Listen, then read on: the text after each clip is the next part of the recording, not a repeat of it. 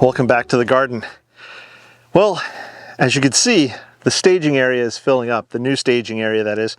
And if you hadn't seen my prior video about setting this up and why I set this up, go back and watch it.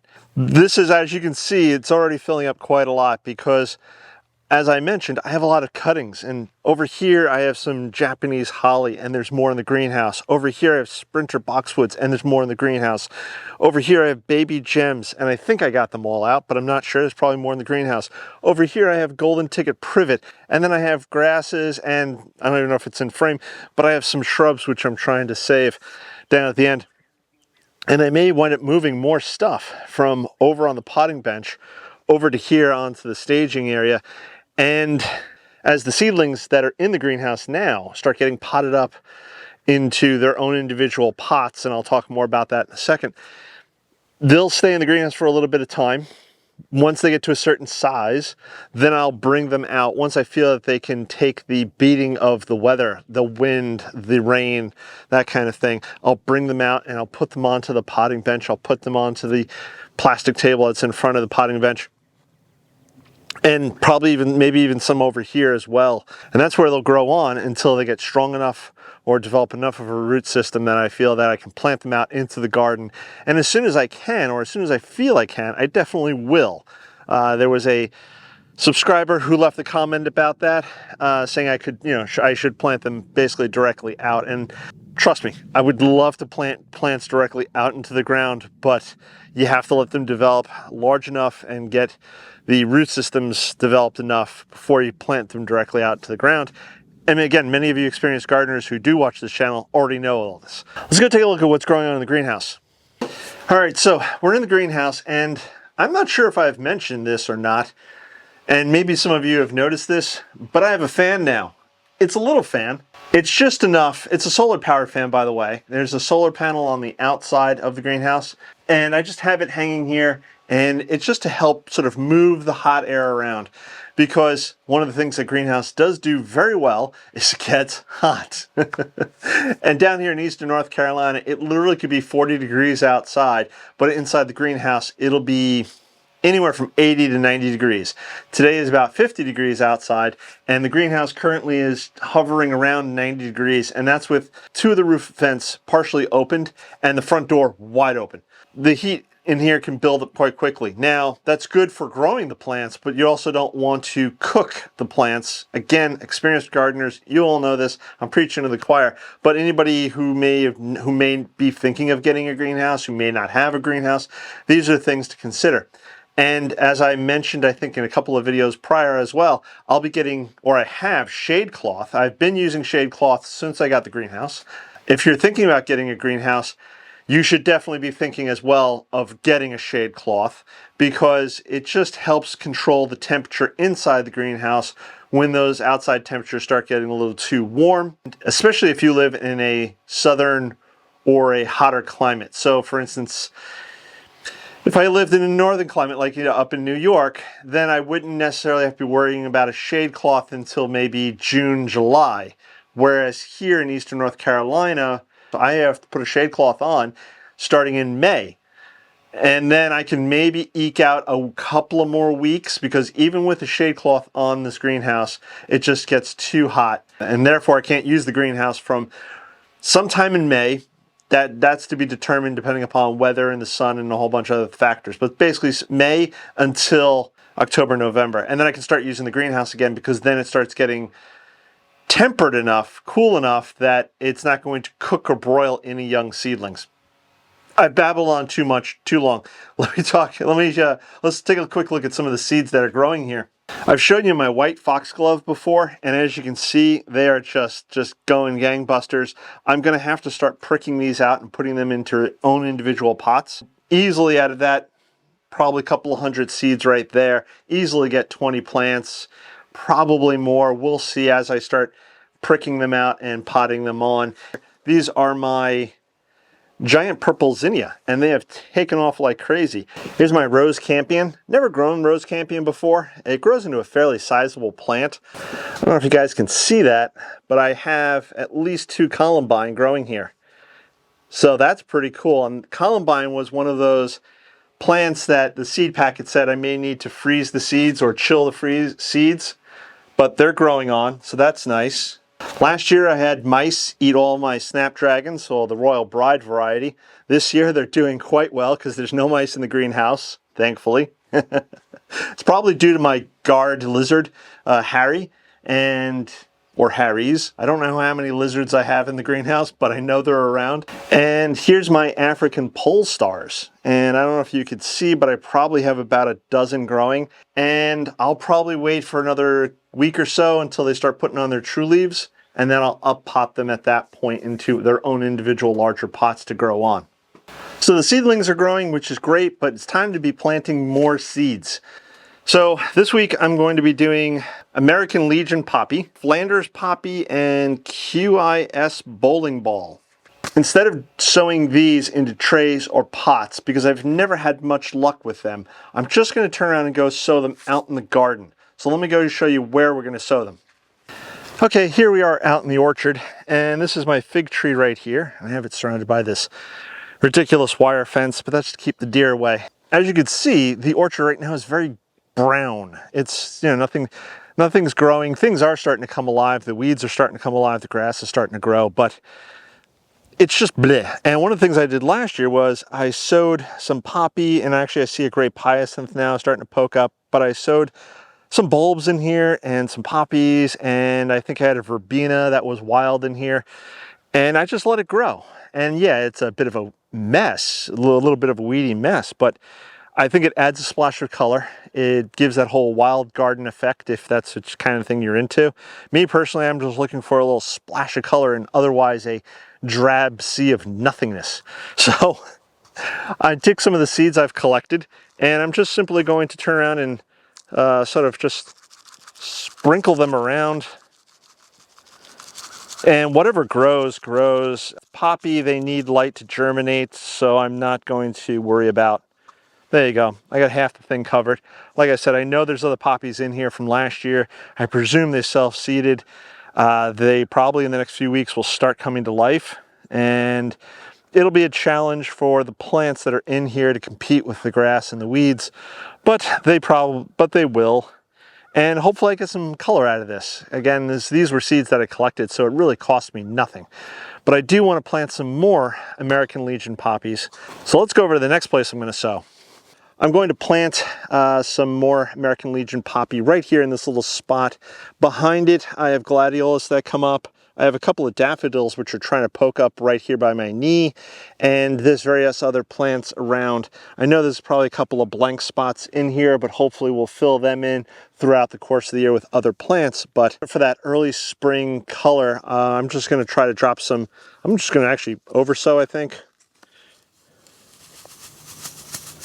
Yeah, we're gonna sprinkle in the poppies. Really just could sprinkle it right out of the package here. So there we go. What I also am going to do is, so I remember why, because I'm getting old and senile, remember why I have this bare piece of ground not covered up by mulch. I'm just going to throw a little tag in there. Now, theoretically, hopefully in the springtime, in the next few weeks, we have germination and everything starts growing.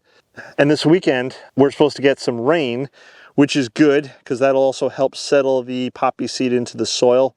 This is the way I kind of did the poppies over the last couple of years, and it's been working for me. Let me turn around and show you the last batch or two that we're going to do. And there's Sophie waiting for me. She can't come out to play, otherwise she'll run off. So she'll just wait there patiently for me, like a good girl. You a good girl, Sophie? Such a good girl. Yeah, right about here. I'm just going to clear away some of this mulch. Okay, right here in the front garden, we're going to do the Flanders poppy. This one I'll just shake out of the...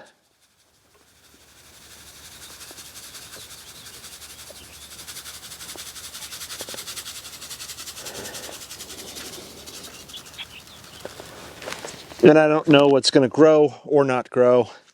And it is close to the bird feeder is right above it. So I don't know if the birds are going to try to come down here and eat some of the seeds, but this is what we're trying. And we'll see what happens. if we get germination and if we grow, we'll have a nice little cluster of Flanders poppies right here. There's one more location. And here we are at the end of the orchard where I have my, I believe this is a Jonathan red apple tree. And again, I had to put this ridiculous fence around it because the deer like to come and eat all the leaves off of the trees, especially the young buds, and sometimes they'll break branches. Believe it or not, this tree has been damaged several times by the deer and has managed to stay alive. And actually last year, it was the first time it really put on some serious unimpeded growth, which was fantastic.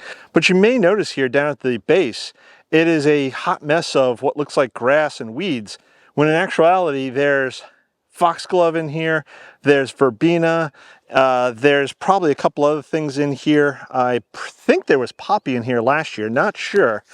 But what had happened was I had some compost that I knew didn't get hot enough, so I knew it didn't cook off any and all seeds that might be inside of it. And I used it around the base of this tree to help fertilize the area, as it were.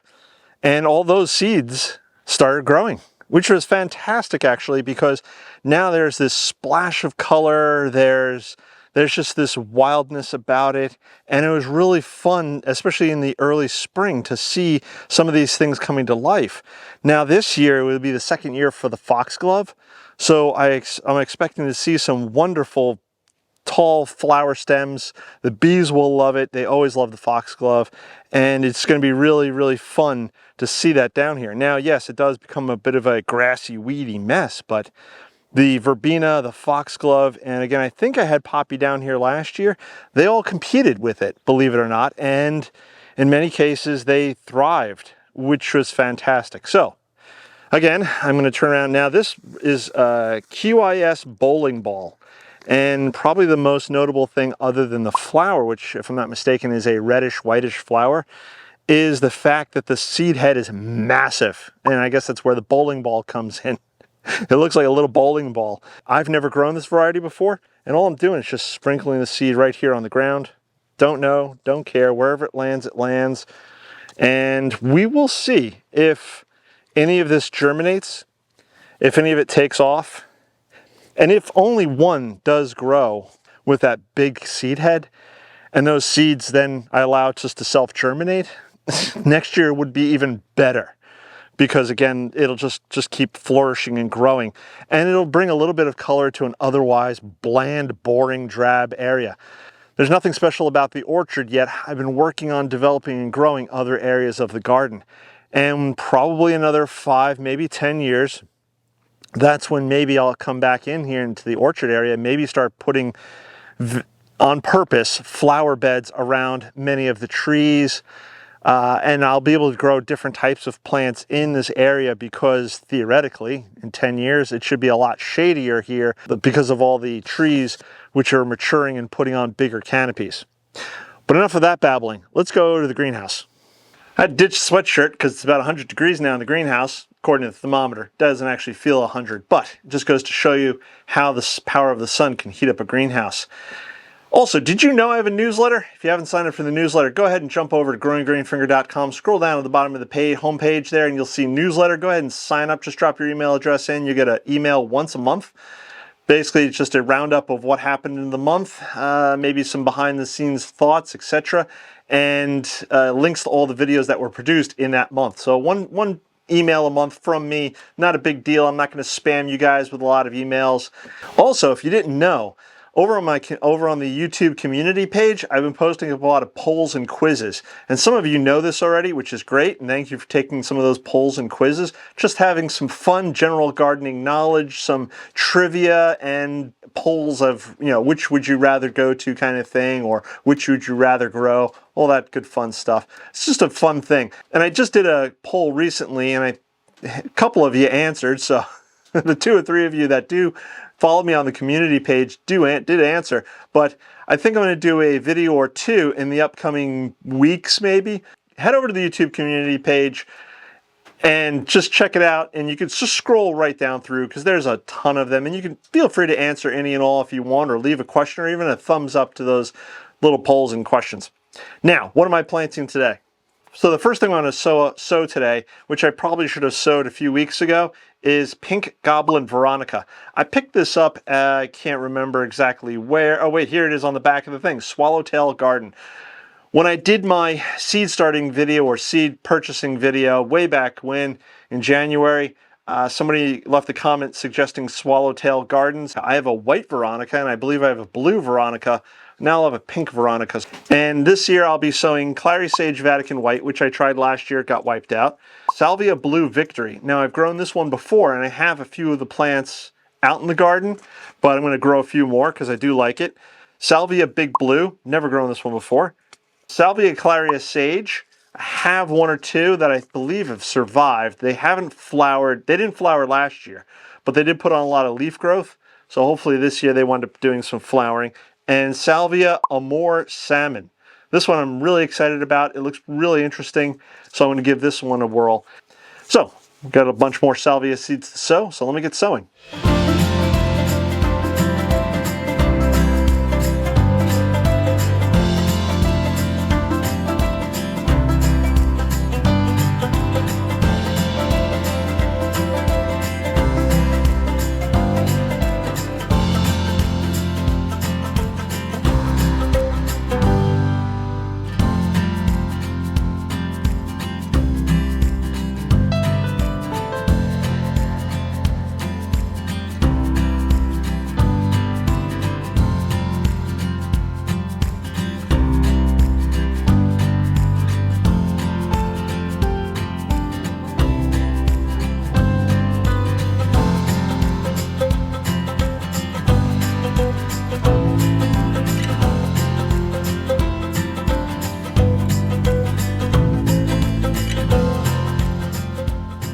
So there you go, all the seeds are sown now. Some of them I wound up sowing the entire envelope because the seeds were very small. Others I only sowed a little bit because the seeds were bigger, and again I didn't want that many plants of all the different types. That's why I sowed primarily in the small cups. If I get maybe 4 to 6 plants out of each of the sowings, I'll be thrilled. I can prick them out of the small cups and put them into larger cups as they get bigger. What? I'm talking about plants. What are you doing? And the last tray I did was the Amore Salmon Salvia, and I planted the whole tray of that. The seeds were pretty large. I think I want a lot of them. I think I want a lot of them. Something about a red salvia. I don't know what it is. So that is what is going on here in the garden. We're getting closer to spring. There's daffodils pushing up. I've seen bees flying around. We have yet to have our last frost, and we will have a last frost. It's almost guaranteed. I've noticed this trend over the last few years. March sort of lures you into a false sense of security with springtime, and we get warmer weathers, and the nights don't freeze, and everything looks very springy, and then Mother Nature comes in maybe that first week, second week of April, at least here, depends upon your area where you live in the country, but at least here comes in that first or second week of April and hits you with a freeze or a frost. And it really depends on the weather. We may get a light overnight freeze, we may get just a frost, we may get a hard 2 or 3 nights of really bitter freezes, well below freezing. So it really depends upon the weather. I don't know what this year is going to hold. So even though I am putting certain things outside, there are things that could tolerate a freeze or frost if we got one, depending upon the severity. And a lot of these seedlings that I'm growing right now won't go outside until after that last frost. You guys get what I'm saying. I'm just over here prattling, holding my little dog. So if you haven't subscribed, please subscribe. Click that bell icon to be notified when I do post a new video. This way you can follow along with what I'm doing, what I'm growing. There's a lot of stuff I'm growing this year, and I'm still not done. There's a lot more that I'll be sowing in the greenhouse over the upcoming weeks. And then there's the stuff that'll be directly sowing in the ground after the last freeze. And this year I'm going to be probably growing, I don't know, maybe 5 to 10 different varieties of sunflowers. I'll be directly sowing them. I'm not going to be sowing them. The ground here heats up fairly quickly, and we have about 2-week window for spring, and then we go into summer. So, so the sunflowers all to get directly sown out. There's a lot of vegetables that'll be getting sown out. I have new flower beds. If you're new to the channel, I have new flower beds that I'm going to be filling up this year, probably in the next maybe 2 to 3 weeks, and I'll be planting into them. All no dig. I'll bring you guys along for all of that when the time comes. There's new, yes, I know. There's new shrubbery that I'll be planting out because I'm going to be starting to develop my hedges a lot more around the flower garden and out towards the orchard. And there's all sorts of fun stuff going on here in the garden. There's all sorts of new plantings that'll be happening this year. So again, if you haven't subscribed, please subscribe. Don't forget to follow me over on Instagram. If you don't follow me over on Instagram, I often post pictures there that you often see here. Sophie, what am I missing? Check out all the links below. Check out my Etsy store. Check out my book over on Amazon. And yeah, I think that's about it. That's going to wrap it up for now. I'm going to catch you on the next one. Bye-bye.